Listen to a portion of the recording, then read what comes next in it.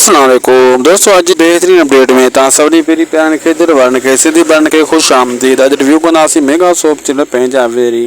दोस्तों, हाणे जाबर वॾो वार कंदो चाकर खान ते।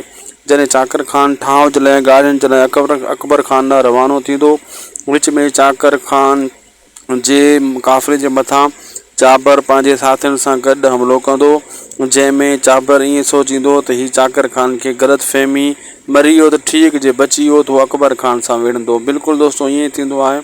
पोइ जेको जाबर आहे उहो थोरो वक़्ती तौरु कामयाबु थींदो आहे।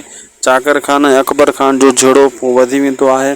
चाकर खान सोचींदो आहे त अकबर खान मूंसां धोखो कयो आहे, फ़ैसिले जी ॻाल्हियुनि जे लाइ हाव करे पोइ मूंसां हमिलो करायो अथईं।